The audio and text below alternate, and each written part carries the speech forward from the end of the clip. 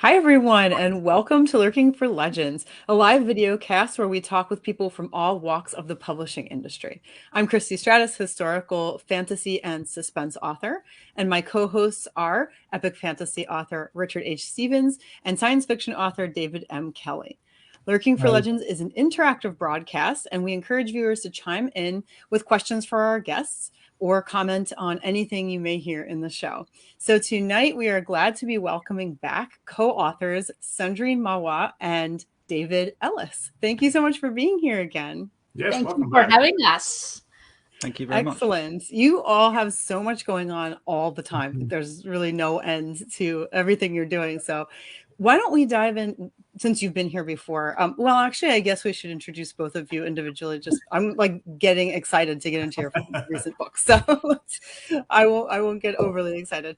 Let's ask you to introduce yourselves for anyone who has not happened to see you on our show before. So let's start with you, Cendrine. Okay. So, hello everyone. Thank you very much for having us. It's always a pleasure to chat with you guys. So I'll give you the short spiel because my bio is very long, but I have been a writer. I started with poetry. I've been a writer since 2005 professionally, so 17 years. I'm a poet, photographer, fiction writer, and with David, we co-founded Auroras Blossoms in 2019. Have written more than 40 books in several genres. So I basically like challenging myself. And David and I have created a few poetry forms, and I've added a few more on my own. So Very cool. And how about you, David? I've been writing for years, but I haven't really actually published until much later in life. I only actually started publishing in 2016, but I was writing a blog for a few years before that, and I needed to fill it with something, so I started writing poetry, and that formed the nucleus of my first three books. And then from that point, when I teamed up with Cendrine, we actually teamed up in 2019. And to date, I think we've got about 30 publications that we've shared between us. So that's exponentially how much we grew from my humble three or four books in 2016 to date. We're now sort of co-authored or edited 31. I think it's 31 productions to date with the last couple of books that we've just put out.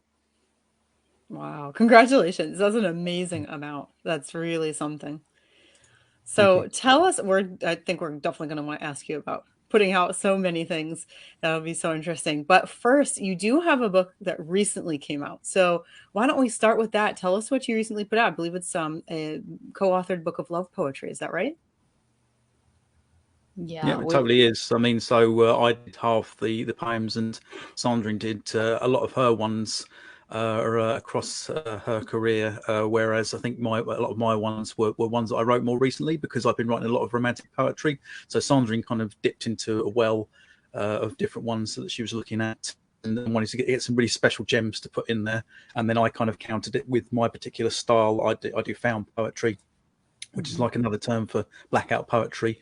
And I've been writing a lot for a group called the New Romantics. It's NU Romantics on Facebook. And I publish a lot of poems on Medium as well now. Cendrine and I use that platform very often. And we decided we wanted to create a romantic, because we do so much inspirational stuff, we wanted to just focus on the romance genre, because as we see how popular it is at the moment with people. But we wanted to be fairly sort of clean. I mean, ultimately, I think there's a couple of my poems that they're not dirty, but they do get quite sort of sensual. But a lot of the time, it's all to the point where we're almost family friendly, but we're not PG-13. I think we're just we're just trying to explore the romantic sort of side. We're definitely not erotica anyway. We don't our brand for Auroras and Blossoms, we try to be as family friendly as we can be, and we don't have swear words. We don't focus on politics, and we don't focus on sordid sort of stuff. But I mean that's for me in my own separate sort of career. I can do that separately, but not through Auroras and Blossoms. That's our flagship thing that we focus on. But yes, as I say, so we did half of them each, and we come at it from different angles. So I'll let Cendrine talk about how she created her side. My ones, as I say, it was found poetry, but it was more about the exploration of metaphors and love within the words, and being playful, I think, with the expressions in them as well. So just, I'm always interested in titles, and so I was just kind of like wondering what's the story behind, the name Auroras and Blossoms. I can handle that one as well. So ultimately, it was a part of our collaboration. Sandrine and I try to collaborate in everything that we do, and try to go halves on everything that we do as much as we can. Based around our talents, though, because Sandrine's a lot better designer than I am. She does a lot of our book covers and other sort of specialised things that she's very sort of talented at. But the name, I always wanted to do a project with the word Auroras. I always liked the idea about euphoria and sunshine. I wanted to do something either like Aurora, Euphoria. And so the Auroras thing was always there, present in my mind.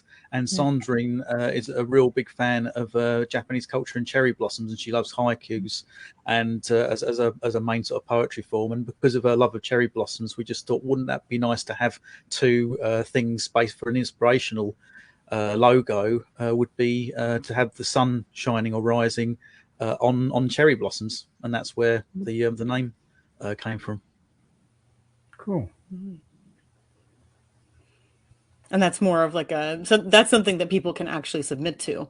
That's not just, and you've put out multiple and different kinds of publications as well. So how many of your publications are from Auroras and Blossoms? I know you have 31 together total. Yeah. But how many are? If you ask me to count, no, I can't do that. No. We Auroras and Blossoms basically started like a magazine. We started with a poetry magazine, and then we branched into several different genres, and we wanted also visual content to complement everything. So we closed the magazines because we had two at some point. So we had, if I remember, 6 or 8 issues of those two magazines, and then we decided just to focus on the PoArtMo anthologies. The PoArtMo anthology is a yearly publication of inspirational and uplifting works that David, myself, and several other contributors work together to create. So we have 2 different volumes. One is for adult creatives, so writers and visual artists, and the other part of the PoArtMo anthology is dedicated to young writers between the ages of 13 and 16, which is why we wanted to create Auroras and Blossoms, because we've always wanted to include kids, because we believe that kids have so many things to share with us, and they can inspire adults, especially these days. Kids have great voices, and we should listen to them a little more. In this day and age, we need it. The PoArtMo anthology per se is based on the concept of actions, rally thoughts, and momentum. Positive actions, rally thoughts, and momentum, which is really what Auroras and Blossoms stands for. David and I have always believed that the world was too negative. We needed to inspire people. Even in the last book we released, A Particle of You Love Poetry, this book will actually be released in 2 days, so we're very excited about it. Our goal as we wanted to work on a project, especially with poetry, because contemporary poets, especially when it comes to love, they tend to be very negative. They tend to share a lot of negative emotions. So we wanted to counter this by offering a project and a book that talks about love in a positive and inspirational way, because love is not just about suffering and pain. It can be also about beautiful things, about things as simple as waking up next to your loved one, your husband, your wife, your partner, and being happy in the moment. Love can just be about those little things. So we really wanted to release a book that really had this energy in it about positivity and inspiration. And the PoArtMo anthology follows that motto to a T. It's really about inspiring people, no matter the topic we talk about, except of course for politics and erotica, which are 2 topics we don't deal with, because we want kids and adults alike to be able to read the publications. It doesn't matter if this the PoArtMo anthology, the youth version or the adult version. We want kids, not like 2 years old, but at least 8, 10 years old to be able to open the PoArtMo anthology, the adult version, and being able to read the book as well, the volumes as well, and be able to share with our parents what they've read and have conversations. And it doesn't matter the topic that people talk about. We've, like, in the last volume, the latest volume we've released, the volume number 3, we have a contributor who writes about Alzheimer's, dementia, and the piece is beautiful because it talks about everyday things and the daily things that she does for her father and so on and so forth. So that's really what the PoArtMo anthology is all about. Auroras Blossoms is, as I said, really about positivity and inspiration. And a lot of people tend to see, positivity the way we envision it as toxic positivity, because we ask people to be inspirational and provide something that is uplifting. So they tend to think that, I'm in pain, so why should I be positive?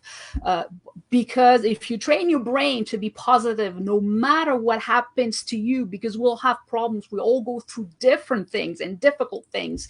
It's okay to feel in pain, it's okay to feel sad, but at the end of the day, what message do you want to leave behind? You want to leave behind a message of, I'm always negative, I'm always sad, I'm always in pain, or do I want to get better and I want to feel good by myself? Do I want to embrace that pain and do something with it that inspires others who are in my situation to actually get better as well? So that's really the essence behind Auroras Blossoms and all our publications.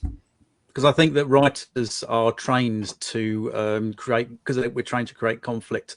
A lot of the time we think that we have to create either pain or negativity or generate writing from that kind of sort of place. And I think that that's why we see a lot more negative writing than positive, because it's an easy emotion to sort of tap into and share with people. And you can get some catharsis, I think, from it. But at the same time, we believe that we need to put more positive things out there, but not to overwhelm or submerge people. And it's not to kind of even just try and eradicate their feelings. It's to say, put out, if you want to express yourself in the way that you want to express yourself, fine. But it's more about, because people do struggle with, like, when we ask people to submit to us, they don't quite understand the concept of inspirational. They'll say to us, this piece, this was inspired by so and so, say like libraries or something, and then you just say, yeah, but that doesn't make your piece inspirational. My piece could be inspired by Charles Bukowski, but he might do a negative thing, and then I'll use found poetry, and then I'll turn it into something positive, because I'll take all these negatives and I'll turn it into a positive, but I've created a positive message.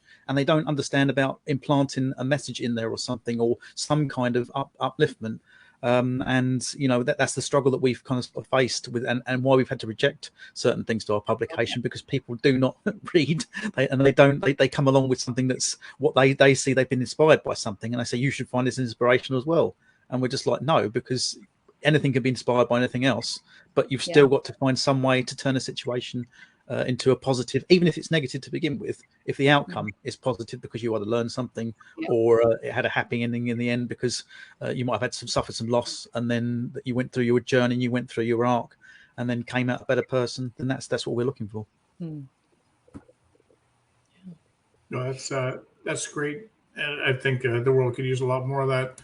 And speaking of being positive, I would like to thank both of you for jumping into the gap. I don't think anyone knows, if you're listening at the end of last week's show, our guest for this week was someone else, and they all of a sudden couldn't make it, and they let us know in short notice, and you guys just jumped in. And that is in and of itself, commendable and nice. But for people to appreciate the geographical distance between you two, you are almost halfway around the world from each other. I know, Cendrine, I believe you're in Midwest Canada somewhere, and David is over in the UK. So poor Dave, it's got to be getting close to 1:15 at night there, and I think you told us off air that you're working in the morning. So we appreciate the two of you coming in such short notice, and thank you. I still haven't met Cendrine face to face yet, but I hope to rectify that next year. Yeah. Hopefully travel will get any better next year. So working together, you two guys. Sorry, when I say guys, I mean people. You put out a lot, and you guys are like a famous rock band, and yet you write separately as well, dude. You also have your own careers, right? You do your own things as well. But it just seems when I'm looking at your website, there's just I don't know how you have time to do anything else. It's really about priorities. My cat is here. You can see the tail here. One of my cats here. So yes, I'm not going to speak on behalf of David. He can tell you about that. But on my end, you being an artist is a passion for me. It's what I do. I've had other jobs in my career, but being an artist is really what fulfills me, I should say. But it's, you can, I'm lucky in the sense that I don't have kids and have a big family except for my crazy animals here. So I have time to focus on what I want to focus on. But for the people who have families, who have to, to juggle between different things, it's really about priorities. How do you organize your day? How do you work with people? I mean, how do you make time for what you like? And even if I don't have time during the day, I always make sometimes, I know, 10 minutes, 15 minutes, I organize myself. And I never choose tasks that I cannot commit to. So if I know I cannot do something, I'm going to say, no, I can do it. So I'm going to choose something smaller. I focus on small steps. For me, it's a lot more achievable. And that's what really allows me to be consistent and to have been consistent my entire career. I know a lot of people work really hard, just as hard as I work. So it's all about being consistent. It's all about choosing, small, achievable steps. Because, one thing I always say, how you have resolutions at the end of the year when you're like, oh, I'm going to read 50 books this year. I'm going to lose 50 pounds. I'm going to do this. I'm going to stop smoking. And then 10 days later, you're like, oh, no, I can't do it. I'm giving up. That's because, your goal was too big. You were too hungry and you cannot do it. So it's really all about small goals and what are your priorities. It's all about priorities, I should say. Priorities. It's too hard for me to pronounce. So priorities, small goals and small things so that you can remain really consistent. It's really all about it. And with experience, you learn as well. I think from my point of view, I can get a little bit too greedy when it comes to projects, because I'll just be like, I want to do this, and then I want to do that, and I want to do that. I'm like a magpie when it comes to all this shiny thing, that shiny thing, like a lot of creative people. And a long time ago, I created a motto for myself, which was, so I used the phrase "too full to write." Because the joke was that I was too full of food at the time to finish what I was writing. That was something that my younger brother came up with, actually, and I liked it that much. And people thought that they were just like, oh, some people said, oh, they're too drunk to write, like if they're drinking or something. And I added it because I stole something, I think, from there was a TV show called University Challenge, where the quizmaster would say, I've started, so I'll finish. And I just thought, oh, that's funny. And then I took that as my motto, because I always like to kind of resolve things that I create. So if I create a project, if I have several lying around, then I will try to say, look, well, I want to try to actually finish these. And if I can't finish them, I will then take the guts of them and then put them into something else. And we've done that multiple times with our PoArtMo anthologies, where we've thought about creating a project and then said, actually, you know what? We don't have enough material for this particular project, but it would actually fit very nicely in the current version of the PoArtMo anthology or some other project that we're looking at. And we're very versatile at that because of our versatility, and because also I think that we can get inspired by creating one particular thing that leads on to a stream of other things. I think that another thing that I live by or swear by is endless variations on a theme. And Cendrine created a form, and then we looked at that form and said, well, why don't we create some forms each together? And then we then did one, and then we realized that we could do more, and then she did some more in the background as well. So we are doing things together and separately, mostly together, because we realized that we're building our platform and our brand, and then we then promote ourselves based around that as well. So people might come along and say, oh, okay, what's Cendrine done separately? And they might look at some of my found poetry collections or something as another separate thing that we've done. And that's how I feel like everything sort of feeds into everything else. We try to put things into boxes and try to keep them kind of sort of focused. But at the same time, we're very open to say, well, we're trying to blur the boundaries between why should we not promote one thing over there when we could promote everything everywhere. All at once, like that.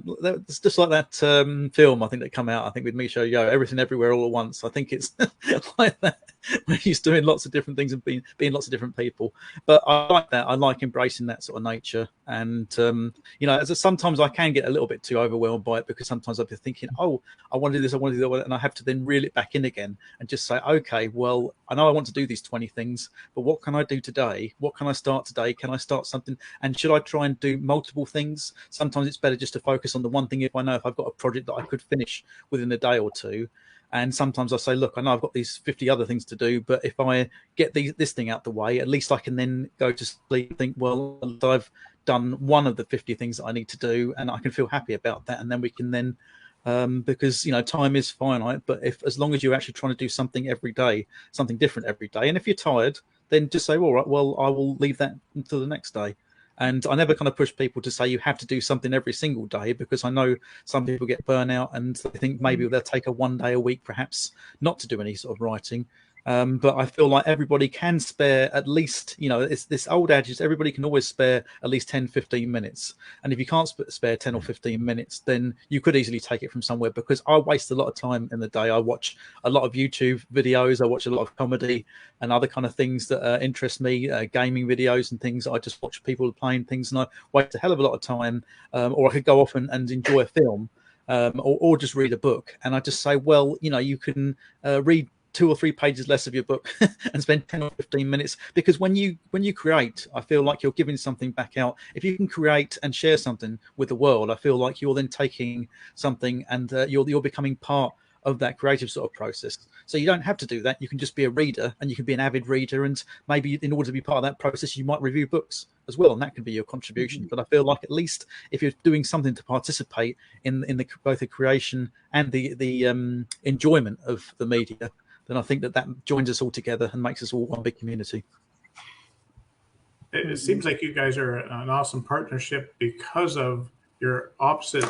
You almost seem opposites here, where Cendrine is very it makes do one little step at a time and keep everything low key, and you're like that, like you say, you're magpie. You're just going go go go go. And I think between the two of you guys meet in the middle there, and it makes a great partnership. I just want to jump into something. We had one of our viewers here said this earlier, and it's a little off topic now, but being positive doesn't have to mean one's always cheerful to have. It just means one's always moving and looking forward, not dwelling on the down. And she thinks so anyway. And I can agree. Sometimes being positive, doesn't always have to mean you're happy, but it means that you're looking forward to doing something better with whatever situation you're in at the time. So, yeah.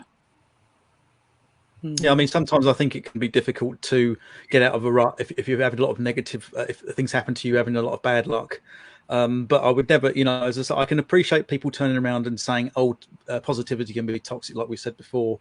But it really isn't. We aren't coming at it from an angle that it's just like, "Oh, that'll solve all your problems." It's more about, yes, life is terrible, but it's up to you to see how you react to it, how you let it affect you.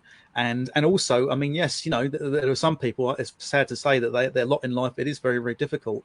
And it can feel like, I mean, I know people that have struggled if they've lost a job. They might still be struggling to get a job because of the pandemic, or there's other kind of things. I mean, we're currently going through all of these cost of living crises and costs of mortgages and rents and other things cropping up. And I get it. I mean, sometimes it kind of twists me up all around, and I don't know what to do. And I just think, well, at least, I've always, again, I'm someone that loves idioms and adages and things. And I always think of Neil Gaiman, where he just said, look, whatever's going on in your life, if you always just make great art. And that art, it can harness your feelings, and you can turn something. You can turn your negatives into positive. You can create something. But it's not something to inflict on the world. It's something that's saying, look, okay, let's share an interesting experience or an idea that you've got, and let's turn it into something pretty that people can enjoy and use as a kind of form of escapism and get away from reality, because I think this is why we're artists and writers and creators, because we're helping people find an escape, because we know real life is terrible sometimes, and people want that opportunity to go to a fantasy world where things are happening to people that can solve their problems. And then maybe that makes people feel better about themselves, and then ultimately they then apply that philosophy back to their lives, and then that might make things positive for them for the future. I saw an interesting comment in your media kit talking about publishers' attitudes towards simple, positive poetry. I wonder if you could perhaps talk about that a little bit. I'll let Cendrine answer that. I'm sorry, I didn't really hear what you said. That's because I wasn't speaking very well. It's got a bad throat. I said in your media kit, you've got a comment talking about the publisher's attitudes towards simple, positive poetry. And so I was just wondering if you could kind of like talk a little bit about that. A lot of publishers, I think, and we're talking about, I would say, traditional publishers, because small presses and small publications are a little different. But the big traditional publishers tend to act like gatekeepers, as you probably know, on your end, and then tend to decide, what goes in and what goes out, basically. So what really motivated us to create Auroras and Blossoms, especially a poetry magazine, is to go against the grain, by not being gatekeepers, but opening the door to as many talented, inspirational writers as possible. And then we realized that we really wanted to open doors to all sort of artists, as long as they were uplifting and inspirational. So really that comment was really, to me, it was really about that gatekeeping attitude of what goes in and what goes out, and which is one of the main reasons why so many people choose self-publishing these days and choose to be indie authors, because you probably know what it is on your end. Like in music, the labels, they're going to look at your social media, the number of followers that you have and the number of sales that you've had, and then they're going to say, oh yeah, come. If you have a big followership and you have a lot of sales, they're going to say, oh yeah, come in, we'll take you. But if you're a small poet, a small artist, small musician, and you don't have a followership, the number of followers, they're not gonna look at you, and your talent has nothing to do with the decision. They do not care about your talent. They care about how marketable your story is, your book, your music, whatever you do, and how many followers you have. That's what they're going to look at. So really, Auroras and Blossoms for us is about not being gatekeepers, but really opening the doors to people who would be scared to submit anywhere else because they're worried that they're going to be told no. And for us, as long as you're positive, as long as you're uplifting or inspirational, that you want to brighten people's days, then we're going to say yes to you. And as long as you read the guidelines as well, because as you probably know, a lot of artists, many artists, tend to not read guidelines, and we would have a lot more, many more contributors to our publications if more artists actually read guidelines and didn't send us whatever they want to send us. Or we've had many problems, like many publications. We're not the only ones here. We're not victims. It happens everywhere, all over the board. Yeah, really, Auroras and Blossoms is really about this, opening the doors to people who really want to brighten other people's days. Really, that's what it is. And we also want to make poetry more accessible to people, because I think that is the problem with a lot of traditional publishers. The reason that they don't make a big deal about poetry, I think, is because when people come from a negative aspect to write their poetry, they're sharing their experience. But sometimes you could read a piece of poetry and think, wow, that is an incredible piece of writing, but it can be very specific, and that makes it very unique. But it's not going to have the general appeal, the commercial appeal. So I think you make something that's very unique that could sell to, say, 15, 20 people or 20 other poets. But we're all about trying to create a situation where we want poetry to be more popular than it should be. And it's a crime that it isn't, but then that's the way the world, and I think how disposable things are, because people want short things. It's silly, really, because people want things that are shorter and shorter. And then now I think people are going back to things that are longer and longer, which is why they're embracing novels again, rather than just sort of short things. But when it comes to poetry, as I say, we thought about instilling things with inspirational messages and simple kind of non-jargon. We don't want too much jargon in poetry. Simple. Sometimes if you get jargon in there, it makes things very flowery, and I like that. I like playing with words. I like putting that in some of my poems.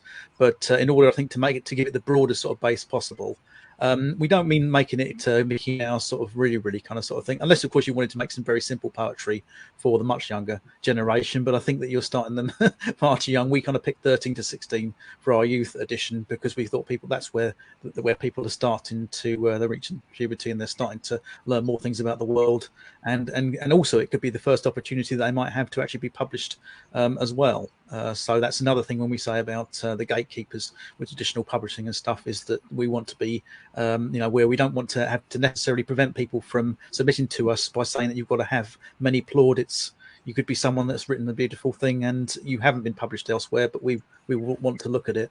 But that's, I think, David, why we've said about the whole thing with the people being gatekeepers or just being negative about positivity, because I've tried to get agents and publishers for my poetry a long time ago in the past, even when I won an award for my first book, and I didn't get anywhere at all because everybody's got finite slots. And if it wasn't for self-publishing, I wouldn't be where I am today, and I wouldn't have the outlet to be able to do it. And the difficulty really is trying to connect with an audience when you have a limited audience when it comes to poetry. But that's why we expanded our remit that's also why we closed down the Poetry Journal when we first opened it, to now encompass things like short stories and flash fiction and positive art. And we allow poetry for kids now. Because we find that's very accessible and a good sort of skill for them to submit to us. But we, as I say, we really broaden our horizons, and that's really done well for us now in the future.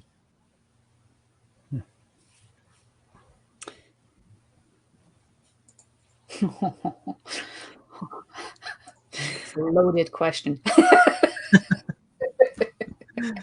Sorry, I had muted there. Probably miles long. JD, yeah. Oh. It's hard to answer this question. We have a few projects, but we're not talking about it yet. Just that's a secret. Talking about it. But yeah, we have.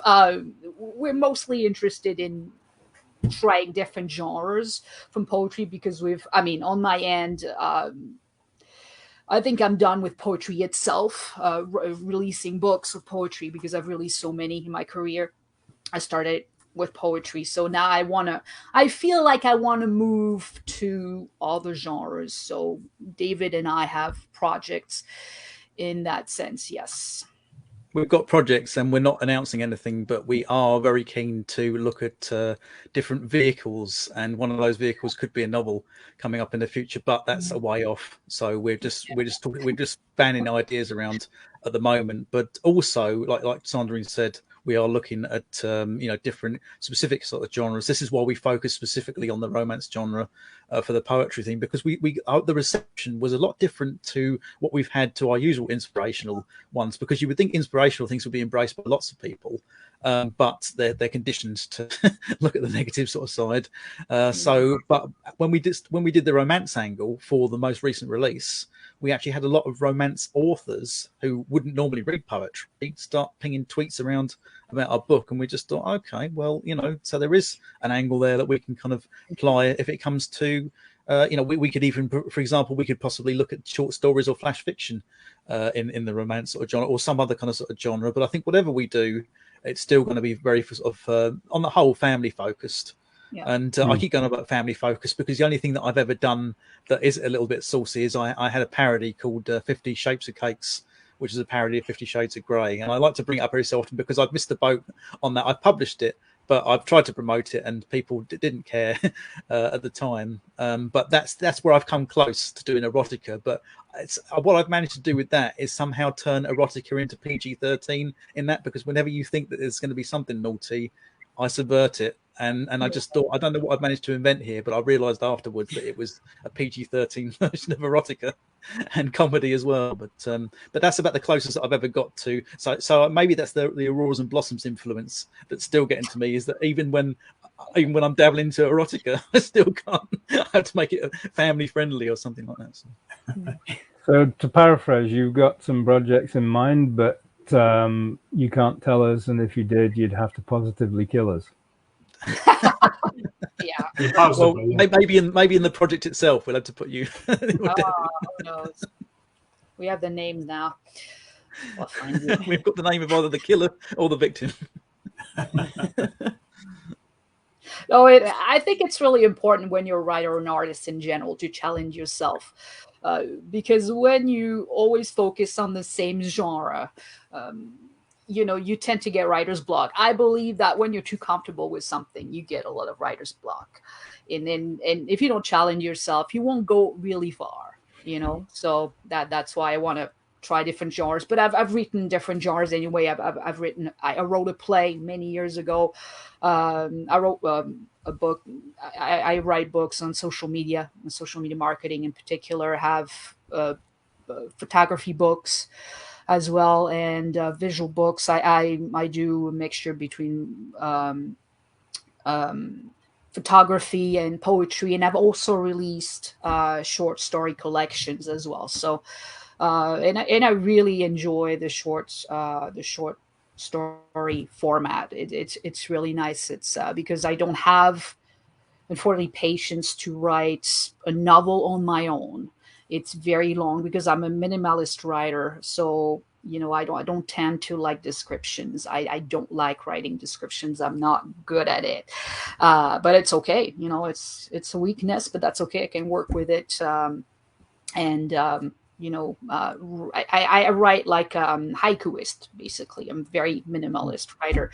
So I don't need descriptions per se. I don't have to. So that's why short stories and flash fiction are, two genres that work well for me, really. So that's what it is. Because I was going to ask, you can create those things as well. That's what I love. Like I've got a collection of short stories, and I used to write flash fiction before I got really into doing lots of found poetry, and that was my kind of sort of thing that I do most of the time now, apart from the projects with Cendrine. But I just like about how self-contained the universe is and how quickly you can do that, because I see, Christy, you've been doing a lot of short stories on your Patreon, and going down different route and having kind of sort of series and other kind of things and segments, and I feel like, and what I like about that is that it does generate plenty of content, because if you just if you say you're going to set yourself up and do a novel, for example, that might take you, if you're going to world build and you've never done that before, it could take, maybe you can speed up the sequels because you've built the world and you just say, right, okay, well, I have these things in place, I can then move on from that. But that's what kind of sort of slightly terrifies me. I love sci-fi and fantasy, but then I love the idea of thinking, well, and then I was talking to my brother about it. I was saying that how you can start thinking about one thing, and it then ricochets around on all the other things. So you're just like, well, for example, something simple like how do people get power or water or food in the future, and then if you then come up with an idea for that and say, oh, that's how they do it, it then makes you think, yes, but if they did it that way, that would affect that. And I just think, to me, it's just, I like to keep everything up in my head, and I can see why authors go completely utterly crazy about it all, because they've got to get it all out on paper, and it's just pulling that, they pull that string and they keep pulling that string, and I think it can just go on forever in the end. Yeah, that is a good point. I remember that I used to think that way as well, especially about sci-fi, and just, the domino effect can be more frustrating than anything else. But David might be more of an expert on that, Mr. Kelly, on organizing those thoughts. I don't know. I think it's one of those things that can seem overwhelming, and then it's a matter of probably getting it under control, to some degree. Probably, David, you have lots and lots of ideas about how the future will go and things like that. Yeah, I'm kind of constantly thinking about it, so it's kind of it's part of my kind of daily sort of brain activity. It's like, you know, how is this, how are things going to go? What's going to happen with this? What's going to happen with that? And so yeah, it's kind of like it's a constant process. And but when I'm actually writing, it's like I actually use sort of like some tricks, because like otherwise you get bogged down in the details. So it's like quite often it's like I'll just kind of like insert placeholders, and I'll just kind of like, you know, kind of like say, you know, I the way I do it is I put like square brackets around words, and I just kind of like say, you know, sort of, I don't know, sort of Joe picked up the blob and did something with it, and like, and I just completely sort of like leave that until later, and then come back and it's like, okay, right, so what does he need here? You know, what needs to fill that hole? But it's kind of like, it's almost like a separate process to the actual creative writing aspect, because if you're stopping all the time to try and fill in all of these kind of like mechanical details, I mean, yeah, you get bogged down very quickly, and I have to admit sometimes that happens as well. You know, it's like sometimes I end up, you know, it's like in the middle of there you go, yeah, Wanda, there, you called. I mean, it's like whatever, you know, just so that you know that's something that's not finished, you know. But I mean, if you know, sometimes, I mean, I'll kind of like, I'll start writing something and I'll think, oh my God, I need to know X, and 3 days later I'll kind of like emerge. So you know, Definitely. So just before we wrap up here, I just want to go back to this, because I think Dave Ellis, we say Dave, we get confused here. Dave Ellis, our guest. So when you do your erotica and you have to fill in something here, this is probably the best way to do it, is you put triple X. One's got 4 there, but I imagine triple X would be very fitting for doing erotica. But anyway, well, with 4 X's, you see, that represents cake. Oh, there you go. The cake, erotica cake, yes. And we'll just, I think we'll just we'll stop it there, and thank you both for showing. I can't believe showing up again, and I can't believe how quick this the 40 minutes have gone by. We're actually at 42 now, and so thank you again. Like I say, for filling in this gap, because we had the guest cancel, and you guys were awesome enough to come in here, and especially you, David, because it's very late where you are. And we appreciate you staying up, and give our apologies to your boss tomorrow that when you're like this in front of your computer, it'll be our whole secret. So thanks for coming. And before we sign off, we just want to touch base with Christy and Dave Kelly to see what's to do with them. What about you, Christy? Yeah, I have the next episode of Corrupted Magic up. It is on, as usual, it's on Kindle Vella and it's on Patreon. So in the meantime, I actually ended up writing and editing 2 episodes in 1 week, which was really, really exciting. Thank you. Very rare. So that was really good. And it worked out well, because it was one of those ones that was like super intense. And so I need like a break after that to just distance myself a little bit and then get back into it with the character. So yeah, so I will be working on the next one. Well, I'm like 5 or 6 ahead at this point. So yeah, I did that as usual, and that is pretty much, I guess that's my update. That's my update for every week, but it's always exciting. So how about for you, David? Always busy. You're so active. Like I always see updates. I'm like, how does she do it? Like I appreciate that, Cendrine, especially from you. Yeah, well, for me, last week was pretty much a bit of a null, because I was rather badly ill. But I'm pulling out of it, and I'm getting back to writing the second Hyperion book now. It's coming back to life again. My brain's actually starting to work once more, which it hasn't been doing since about last Thursday, well, Tuesday, Wednesday. So yeah, so I'm glad to say that it's pulling through. And other than that, I don't really have a lot to report at this point in time. Just glad to be being able to think again. What about yourself, Richard? Yeah, no, and before I I don't really have anything to report, and this is rare for me because I'm normally always doing something all the time. And I just finished my book, published it last week, so I'm taking a week and a half off, just not doing any writing whatsoever. I already know my next book. I'm just want to give my brain a little bit of time to ease off. And I've been doing so many events every weekend, and this weekend coming up is the first weekend we've had off since like June. So Wow. Yeah, you've been doing it like crazy. yeah, I want to get I've got a 4-day event the following weekend, so we're going to be all geared up again. So I think I'll start writing when Legends Rise, maybe next week or maybe the week after. But I almost forgot before we leave. I always ask my guests, "What's next for you, Cendrine and David Ellis? You guys, do you have a co-project coming up, or like in a nutshell, what's secrets? next for you guys?" We're Yes. at phase 2. A small break. That's what I need. I'm really tired. We've been working really hard for the last 3 years with David, 3.5 years now. So I need a small break in. And I think David is going on vacation as well as taking a short break as well. So Yeah, I'm going to America. Yeah. California Okay, City at the end of the month. Exciting. Nice. So we just have Not for guests long, here. though, just a week. I'm trying to get it in here. I'm not sure why we're not. It's not coming in. But there's a question here. How was the Ren Fair? And the Ren Fair is where I was last week in the Renaissance Fair, and they actually had real live jousting there, which is really cool.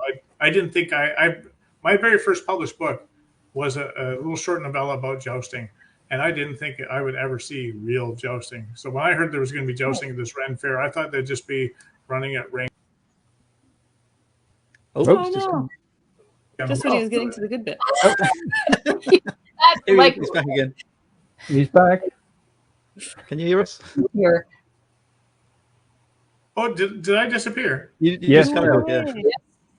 Oh, I apologize. I wonder why this thing wasn't working. I'm trying to get this question on here and it wouldn't come on.